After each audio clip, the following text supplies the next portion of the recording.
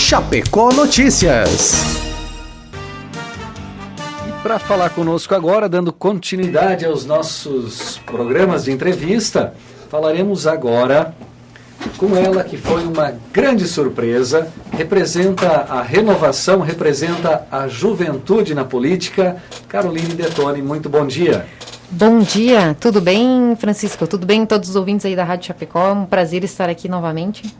Obrigado, Caroline. Estamos aí tocando a vida, eu e Carol, mas é assim, né? Assim que a gente continua, o trabalho nos dando forças.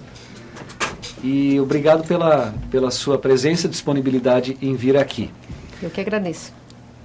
Carol, como estão estes dias que antecedem aí agora, inclusive agora, né? É no próximo sábado, a diplomação, né, dos vereadores. Como estão esses dias aí que antecedem o fim do ano para a política?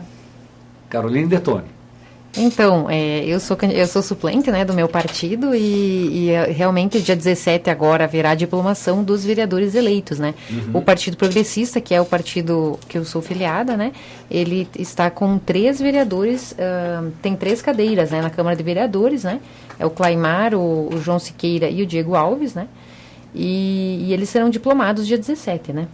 Todos os que foram votados serão diplomados, assim, com exceção da suspensão da candidata Cleidenara, né? Mas daí um suplente, provavelmente ela, não há empecilhos que eu saiba que ela seja diplomada, ela só não poderá ocupar a cadeira, né?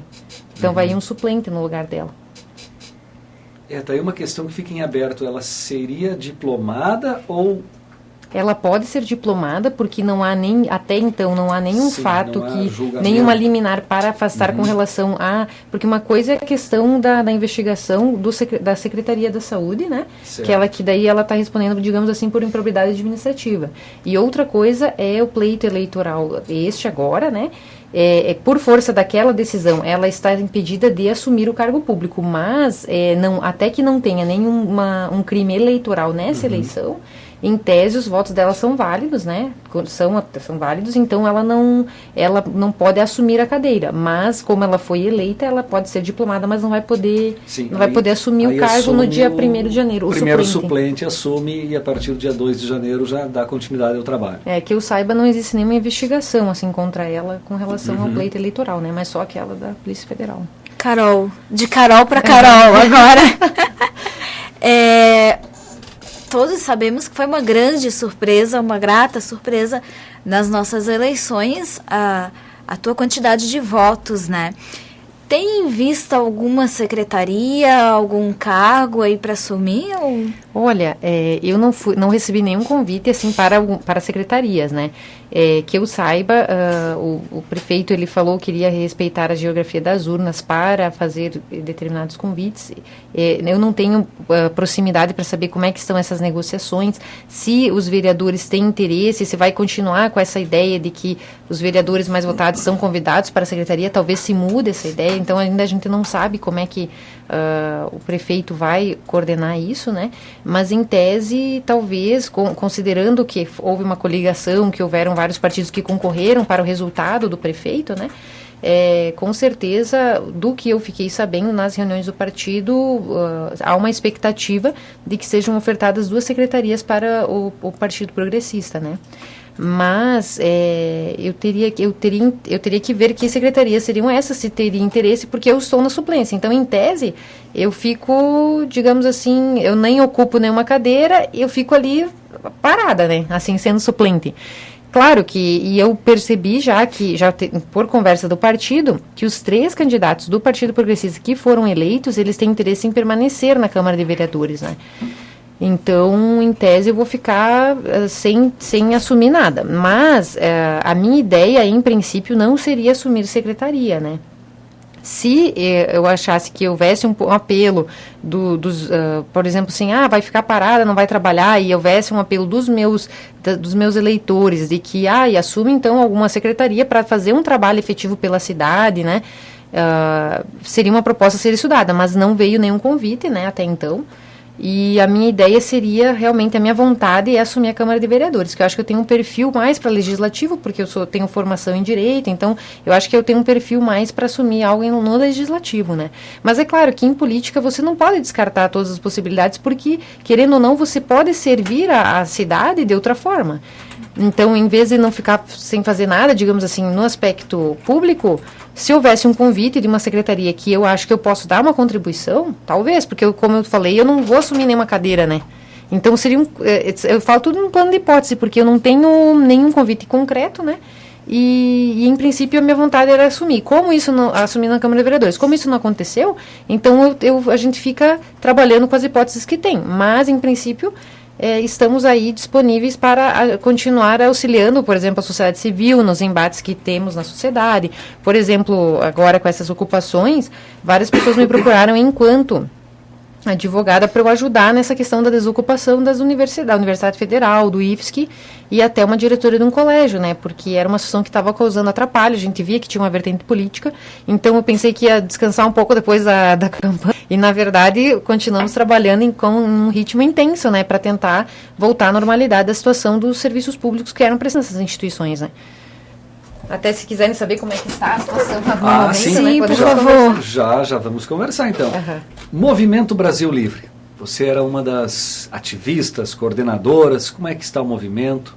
Então, todos os movimentos aqui da cidade, nós estávamos começando a querer fazer uma manifestação no dia 4, né? Mas, diante da tragédia que ocorreu na cidade, todos os movimentos se reuniram e decidiu, Vem Pra Rua, né, que é representado pela Fabiana Funk, o Chapecó e Brasil contra a Corrupção, representado pela Daniela, e o MBL, houveram conversas, né, via redes sociais, e a gente optou por não fazer nenhuma manifestação em respeito ao luto, né, que houve na nossa cidade, porque não havia clima, né, para fazer manifestação no dia 4, né. O país teve, né? E a expectativa foi alcançada? A quantidade? Olha, a expectativa, pelo que eu vi nas mídias sociais, na TV, no Facebook, vários pontos do Brasil fizeram manifestação, houve bastante público. Claro que a luta continua, independente da questão, assim, não era a nossa meta, o Movimento Brasil Livre, a meta não era só fazer o impeachment da Dilma. A nossa meta é contribuir para a limpeza da classe política como um todo, né, e geral do Brasil, porque, veja só, não bastasse a Dilma ter caído, aí a Lava Jato está trazendo à tona uma série de outros fatos que comprometem os grandes líderes políticos do Brasil, né? Olha, vide, por exemplo, o caso Renan Calheiros, né? Que é o que mais está se comentando no momento. Que está sendo, ontem, inclusive, foi feito um pedido o Procurador-Geral da República fez um pedido de inquérito, de investigação contra ele, né? Pela primeira vez na Lava Jato, isso, né? Exatamente, e por uma propina de R$800 mil, mas acredite-se que é muito mais, né?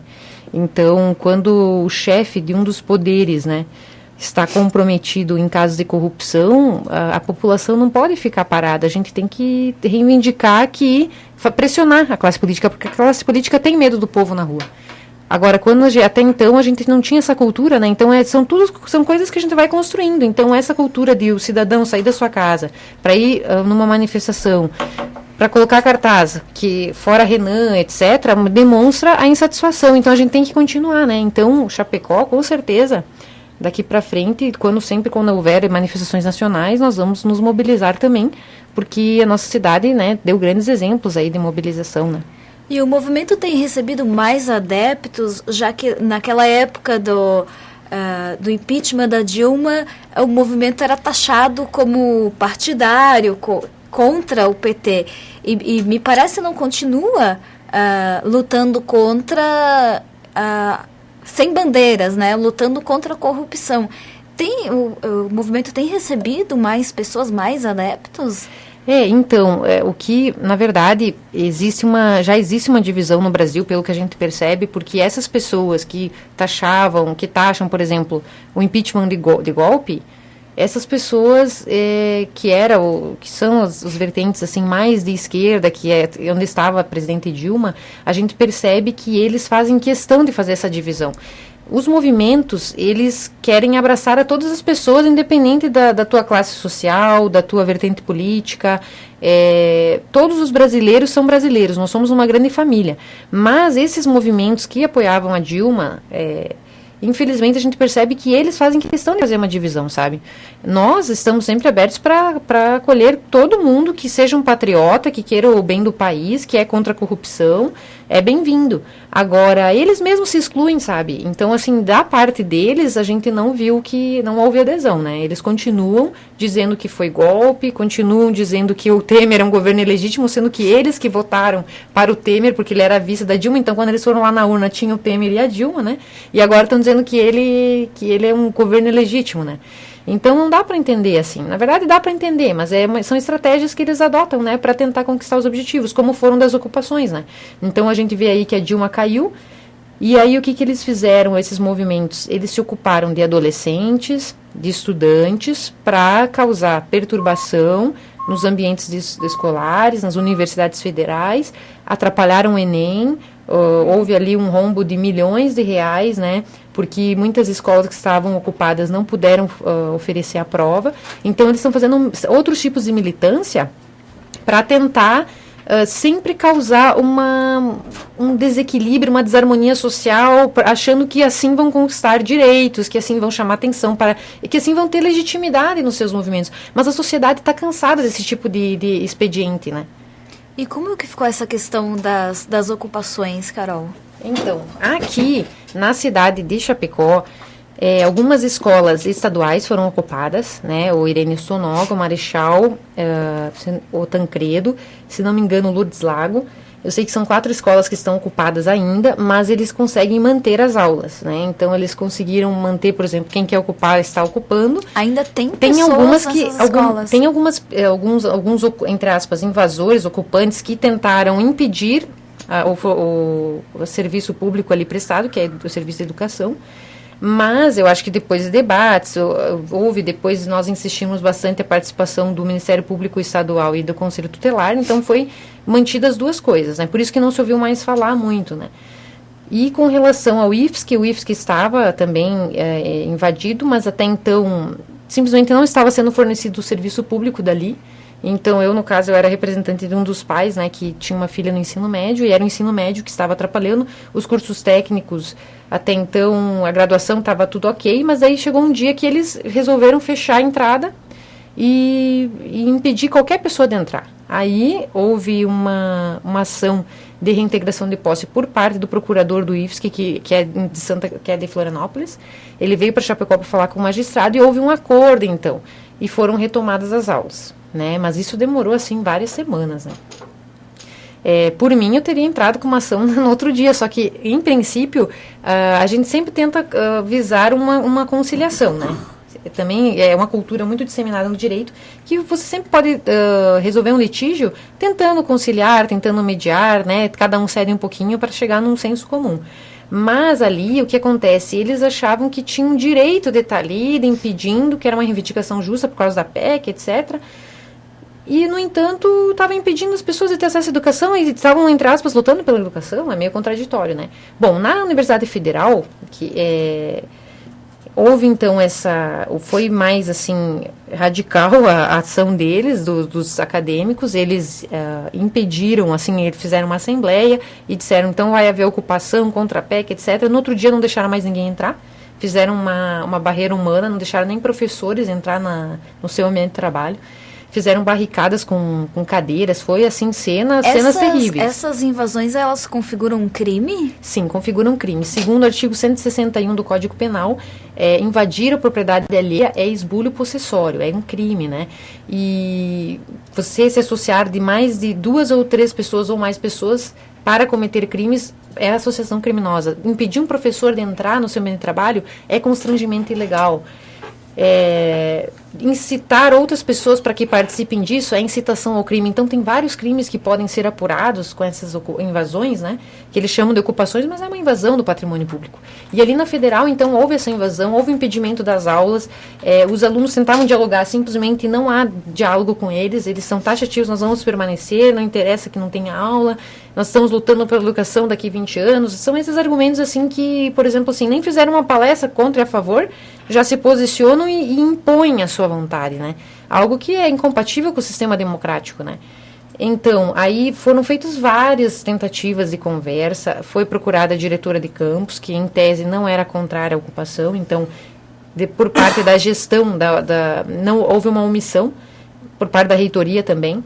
Ali, eu que acompanhei de perto, eles diziam, eles ficavam em cima do muro, sabe? Quando, na verdade, você é um funcionário público federal, você tem que zelar pela instituição, pelo bom andamento do serviço público e não ser conivente com o impedimento do serviço, né? E aí nós fomos procurar a AGU, nós fomos procurar o Ministério Público Federal, foi feita uma audiência com todo mundo, eles insistiram que não iam desocupar, e aí nós ingressamos com uma ação de reintegração de posse. Os alunos, né? 12 alunos ingressaram, de 5 cursos diferentes, tinha desde agronomia, medicina, ciência da computação, engenharia ambiental, tinham 5, 6 cursos diferentes que entraram. E aí, nós já tínhamos falado era uma juíza federal substituta que pegou o caso, né? E ela quis fazer uma nova mediação, sendo que a gente já tinha feito extensamente isso. E nessa mediação ficou claro, novamente, que eles não queriam acordo. Então, já ia ensejar uma liminar de reintegração de posse, mas aí havia um acordo entre a direção e os invasores de que eles iriam permitir, olha a inversão de valores, né? Que houvesse aula, então, durante uma semana desse ano, para daí retomar o calendário em fevereiro. E aí, o procurador da AGU, ele disse, não, então vamos pedir para que até segunda-feira eles debatam no coletivo, que eles sempre falam que fazem assembleia todos os dias para debater os assuntos, se eles aceitam isso. E daí, segunda-feira passada, não essa a passada, eles juntaram no processo que aceitariam, então, desocupar até o dia 14. Então, ontem teve um despacho do juiz federal que voltou o titular, o Dr. Geverson, da primeira vara federal, e ele colocou, então, ele viu todas as fotos, porque é impressionante, assim, o material que a gente juntou no processo. E ele disse, olha, então, diante das situações, a omissão, ele disse, eu estou vendo que existe uma espécie de omissão aqui da reitoria, vejo que está havendo violação de direitos, porque tinha fotos, tudo, vídeos, tudo. Mas como se deve prezar pela conciliação e houve uma tentativa, vamos esperar até o dia 14. Se eles não desocuparem, que o oficial de justiça certifique e volte para mim, que daí ele vai analisar a liminar. Então, dia 14 é amanhã, né? Hoje é dia 13. Amanhã tem que ser feita a desocupação da federal, senão o oficial de justiça vai certificar e provavelmente vai ser concedida a liminar, né? Ele já reconheceu, inclusive, a legitimidade dos alunos de entrar com essa ação, que seria originalmente do reitor. Por quê? Porque ele viu que havia uma espécie de omissão, né? Então, agora nós estamos aguardando para tentar resolver, né? Basicamente isso. Francisco. Já mudando um pouco de assunto, aproveitando o luto, a comoção nacional, o governo aprovou um pacote anticorrupção meio suspeito, vamos dizer assim. Vamos ser leves, bondosos. O que você pensa a respeito do que está acontecendo? A respeito do que está acontecendo, da aprovação dessas leis, da exceção aí de algumas, né, da retirada, por exemplo, do Caixa 2, para deixar para votar depois. Vamos falar primeiramente disso, depois abordamos outros assuntos. Tá, então, o que aconteceu, a Lava Jato começou nos últimos anos a tomar uma grande expressão, né? Finalmente, as grandes cabeças da casta superior do Brasil, digamos assim, que é a classe política, que eram intocáveis, começaram a aparecer. Então, assim, os procuradores da Lava Jato começaram a fazer um trabalho muito expressivo. O juiz Sérgio Moro, né, começou, então, a sentenciar, e sentenças muito bem feitas, tanto que mais de uma centena de sentenças que ele proferiu de condenação de políticos envolvidos, pouquíssimas foram reformadas, ou seja, é um trabalho muito sério que vem sendo feito. Nessa onda, o que eu acho que foi o primeiro grande, talvez, precipitação que eles tomaram? Eles fizeram tudo isso com base nas leis já existentes. E o Instituto da Delação Premiada foi feito com base no direito comparado. Mas o que acontece? Os procuradores, então, estavam tão alvoroçados por estar fazendo isso, e eles têm grande mérito por estar investigando, mas eles que ofereceram... Então, assim, se a gente não pode confiar na classe política, tudo bem, você fez um projeto de lei com 2 milhões de assinaturas, mas você vai entregar justamente para essa classe política aprovar? Então, assim, eu acho que talvez eles faltou um pouco... A gente sabe que o Moro é um grande estrategista, né? Mas os procuradores, talvez, foram os que mais fizeram esse alvoroço com base nas 10 medidas, por que eles foram entregar naquele momento as 10 um pacote assim para anticorrupção naquele momento, justamente para aquela classe política contaminada? E aí eles deram a chance dessa classe, mesma classe política que estava temerária que fosse ser pega, de alterar os projetos, justamente, porque pensa bem, se eles não tivessem oferecido, eu não digo que não deve oferecer, mas talvez foi no momento errado. Sim, talvez segurar um pouquinho e pegar uma nova... Esperar terminar as investigações, porque senão, se eles não tivessem oferecido as 10 medidas naquele momento, os políticos iam ter que, talvez, eles iam ter que elaborar uma proposta, iam tentar apresentar e toda a sociedade ia rejeitar, não ia deixar passar. Mas eles entregaram para ele uma pérola e eles começaram a destruir, né? E a tentar modificar, a tentar sempre pensar no seu próprio umbigo.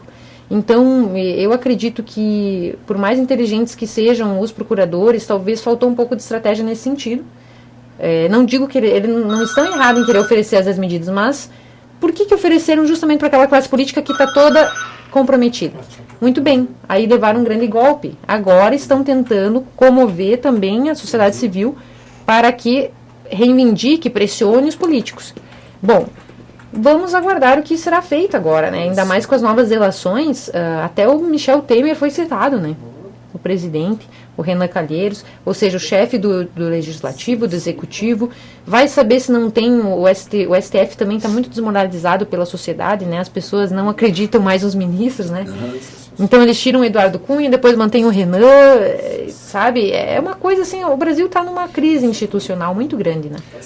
A inclusão de certos limites para juízes, promotores, o que você pensa disso, até mesmo como uma operadora do direito, Carol? Olha, eu acho que essas questões devem ser debatidas com mais profundidade, porque assim, eu que atuo, que sou advogada, que atuo, eu já vi algumas situações que eu considero que não foram legais, assim, digamos assim, que considero abusivas.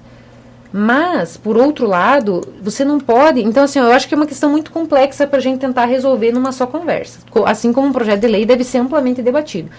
Por exemplo, tem ali num dos diplomas que os deputados colocaram é que se houver abuso na hora de você algemar uma pessoa, você vai responder por abuso de autoridade. Se você deveria ter algemado e não algemou, ou algemou desnecessariamente, você vai responder por abuso de autoridade. Como é que o policial, na hora... vai saber, às vezes algema porque acha que é um risco, é subjetiva essa análise. E você vai incriminar alguém por abuso de autoridade por causa disso. Então há tipos penais nessa lei que são ridículos, que realmente você não pode cercear um promotor de investigar, você não pode cercear um juiz porque ele está julgando. Então essas atividades que são tipicamente do ofício, você não pode criminalizar. Mas ao mesmo tempo, todo mundo deve estar submetido à lei. Então, eu acho que, assim, a gente tem que debater mais amplamente isso, mas com certeza que, se você vai cercear o poder do Ministério Público e do juiz, eu sou totalmente contrária. Você tem que deixar eles investigarem e chegar em quem tem que chegar. A classe política não é uma classe superior no Brasil que deve se manter intocada, né? Então, se você criar meios e facilitar essa investigação, devem ser criados, né? Que são justamente o que previam as 10 medidas, né? Nós tivemos ontem, demos a notícia aqui no Chapecó Notícias, de que a chapa Dilma Temer seria discutida, seria votada, e tivemos também o nome do nosso presidente mais de 70 vezes citado na Operação Lava Jato. Eu te pergunto, Carol, o nosso país, ele está se encaminhando e ele sobrevive a um outro processo de impeachment? Eu acredito assim, como se comprovou, o Tribunal de Contas da União, até foi essa a razão do impeachment, comprovou que houveram desvios, ilicitudes no ano eleitoral da presidente Dilma, existe uma ação, então, que está impugnando toda a chapa das eleições de 2014.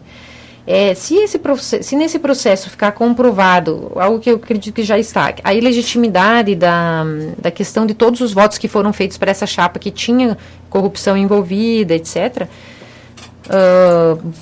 eu acredito que serão feitas eleições indiretas, né?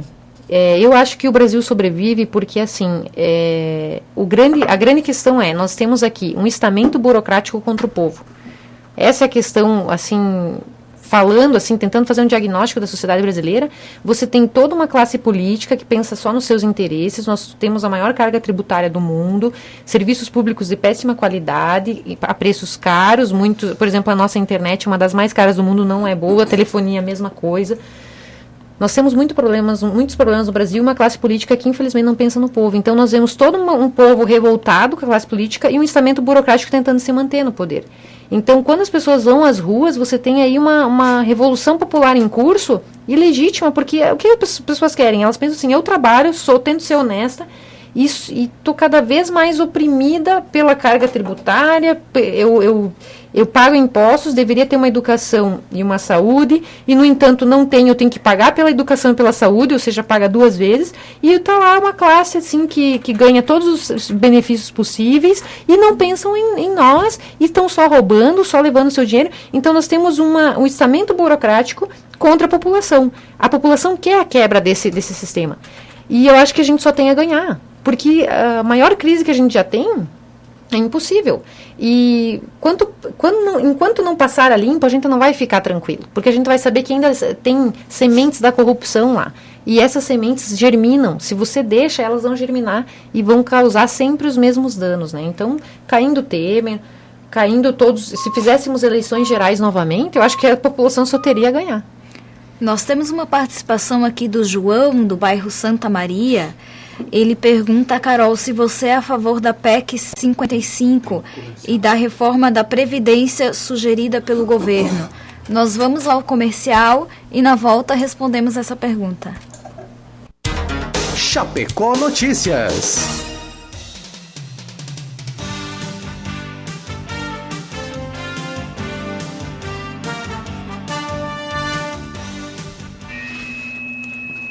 Oito horas 47 minutos. Esse é o Chapecó Notícias. Nós entrevistamos aqui Carol Detoni.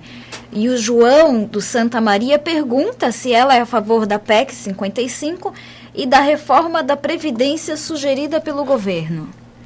Então, eu não estudei com profundidade a PEC 55, tá? Então, eu não vou dar nesse momento uma opinião.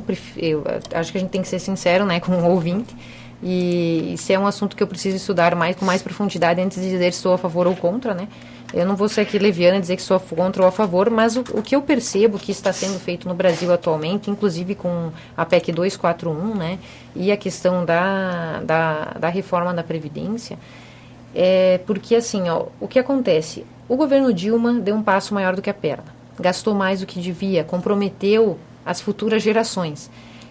Nós temos hoje uma dívida interna impagável praticamente. E nós temos uma das maiores cargas tributárias do mundo, mas em todo ano são 200 bilhões de reais que são desviados em corrupção. Então, o governo Temer, pelo que nós estamos percebendo, está fazendo essas reformas para tentar sanar as contas do Brasil. Então, por exemplo, assim, se você é uma dona de casa, que você gasta mais do que você ganha, você vai comprometendo o orçamento da casa, você vai se endividando, você vai botar um limite de gastos. Esse é o tema da PEC 241. Então, é para dizer o seguinte, olha, você só vai poder gastar até aqui. Mais do que isso não vai ser permitido. Para quê? Para botar um limite de gasto. Pensa, você tem uma namorada e daí você dá um cartão de crédito ilimitado para ela gastar. É praticamente isso. Nenhum homem vai fazer isso em sua consciência, né? Então, dando um exemplo popular, né? Então, a reforma da Previdência é um caso parecido. Eu acho que a sociedade deve debater antes de ser aprovada, porque é uma questão que fere todas as pessoas, né? Que trabalharam, às vezes, uma vida inteira e tem essa expectativa, né? Claro que tem as pessoas que têm o direito adquirido, né? Você não pode prejudicar quem já estava sob um regime de aposentadoria, ela não vai poder ser prejudicada, ela já estava sob esse regime e vai se aposentar pelas leis já vigentes.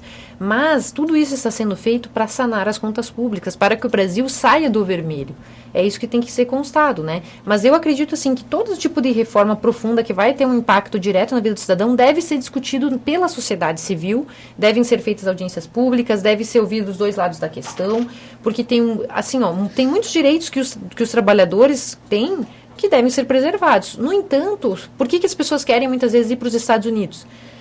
Estou dando aqui um exemplo, né? Porque lá você tem um arsenal menor de leis, uma liberdade econômica maior, a pessoa acaba ganhando mais e faz com o seu dinheiro o que ela quer. Então, por exemplo, hoje você é taxado em 11% do que você ganha, você deixa para a Previdência. Não seria talvez muito melhor você fazer um regime de Previdência que você quer, ou se você não quer, você quer investir num imóvel para ganhar um aluguel e essa ser a sua aposentadoria? Você não acha que é melhor? Mas, no entanto, hoje todo mundo é obrigado a recolher tanto o empregado quanto o empregador, a descontar da folha.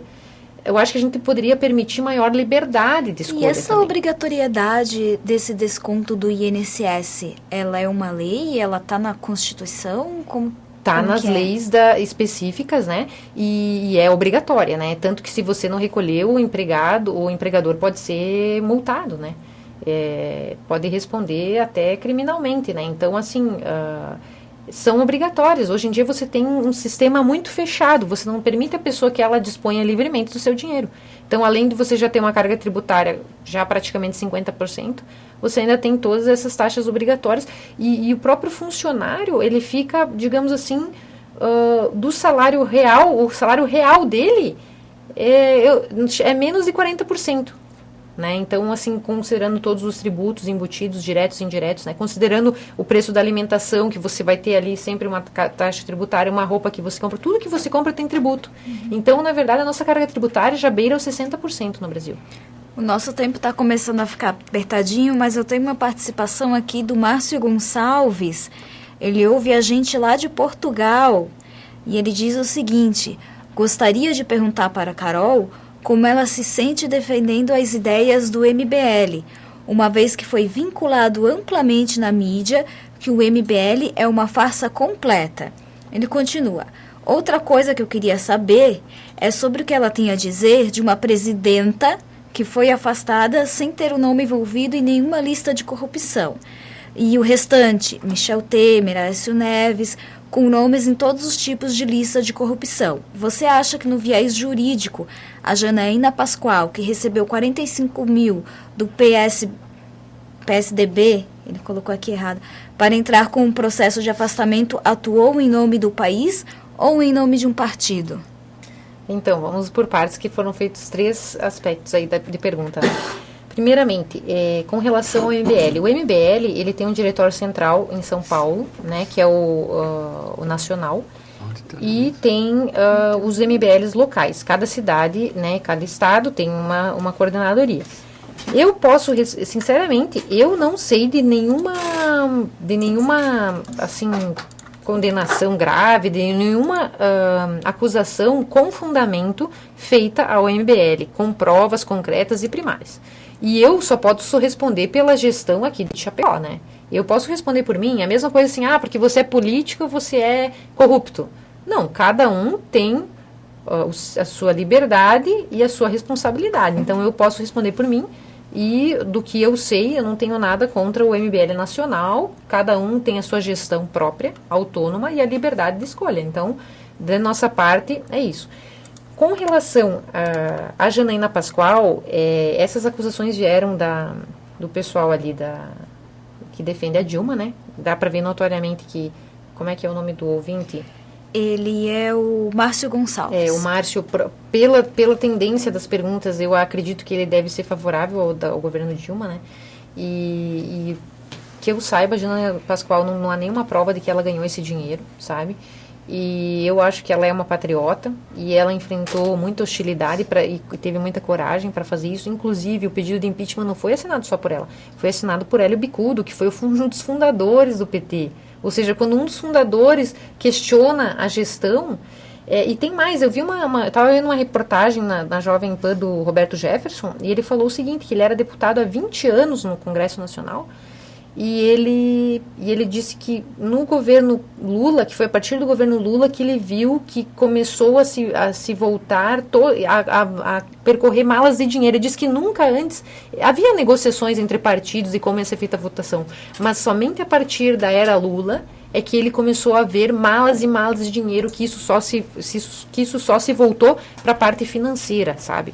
De compra de deputados, que foi o mensalão que ele mesmo denunciou.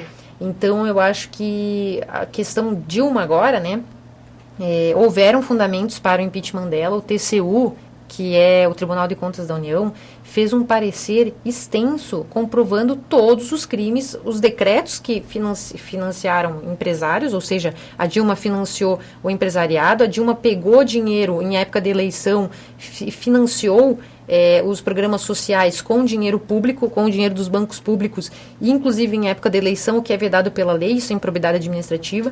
Tem a questão dos decretos para empresários do BNDES, e tem a questão das pedaladas fiscais. Ela maquiou as contas e ela omitiu isso. Então, ela cometeu crime, sim. É só ler a petição de impeachment e ver as provas. Você encaminhou um pedido de impeachment contra a presidente Dilma? Isso, encaminhei. Quanto você ganhou, Carol? Eu não ganhei nada, ao contrário, a gente paga para trabalhar, né? Não, o mas verdadeiro eu gostaria, patriota paga para trabalhar. Eu gostaria de perguntar isso. Eu queria perguntar o seguinte, você entraria contra o Temer? Entraria contra quem quer que fosse, porque o que eu prezo é que as pessoas vão para a política. Por exemplo, eu estou tentando entrar na política porque a pessoa normal, ela quer ter sua vida e quer caminhar sua vida normalmente. Ela não quer se envolver em questões públicas normalmente. Ela só vai se envolver, a pessoa de bem, quando ela está saturada e vê que ninguém faz nada e vê que ela pode minimamente ajudar, e aí ela veste a camisa e diz, não, em vez de ficar reclamando nas redes sociais, eu vou fazer minha parte. Eu vou para lá para tentar fazer diferente. Então, assim, você vai mais para se incomodar do que para qualquer outra coisa. E você paga para trabalhar. Carol, eu só fiquei com essa dúvida agora, se realmente houve esse pagamento de 45 mil para a Janaína, ele é ilegal, tendo em vista de que ela estava fazendo, que ela tenha sido contratada para cumprir o ofício dela como advogada? Olha, isso a gente está falando em tese, porque até então eu não sei se existe isso, assim, até onde eu vi isso aí são denúncias infundadas, né? Mas digamos que fosse por uma causa partidária, que ela ganhou como honorários. Exatamente, não haveria, essa em é a tese minha não haveria questão. problema, mas assim, que a gente consigne, que até onde eu sei, isso não existiu. Isso aí é intriga da oposição, entendeu? É porque assim, ó, o pessoal sempre acha que porque alguém do seu partido saiu, ele continua sendo honesto e é o outro que é ruim, sabe? É isso que a gente percebe. Mas se existiu, ela simplesmente recebeu honorários por um serviço prestado, assim como qualquer outro serviço que ela tenha feito. Né? Exatamente. E como foi o PSDB que contratou, foi 45 mil. PSDB, 45 mil. Não? Não entenderam? Entenderam, sim. Carol, eu quero agradecer muito a sua presença. Daria assunto para mais uma hora de debate, porque é interessante falar com uma pessoa que tem conhecimento, que tem a facilidade em se expressar como você tem. Eu agradeço, nos coloco à disposição e peço para que você se despeça, porque está acabando o nosso tempo. Então, eu queria agradecer a Carol, ao Francisco e a todos os ouvintes aí que nos acompanharam e dizer que, independente da situação atual, a gente tem que ser patriota, a gente tem que ter otimismo, acreditar num país melhor e fazer a nossa parte. O Brasil só vai mudar quando eu mudar, quando eu não for corrupto, quando eu for correto em todas as minhas ações, quando você que está me ouvindo for procurar ser correto, e a gente vai dando exemplo, e assim a gente vai construindo um país melhor. Então esse é o recado que eu queria deixar, para a gente continuar acreditando. E as crises são boas, porque ela vem para botar em xeque uma situação que não é boa. Então se o Temer, se o Renan, se todo mundo estiver comprometido, que eles paguem por seus erros e deem oportunidade para outras pessoas. A gente precisa renovar. Então esse é o nosso recado, e eu queria agradecer e um abraço para todo mundo. Até Muito mais. obrigado. Nós vamos ao show do intervalo, tem mais um bloco do Chapecó Notícias. Chapecó Notícias.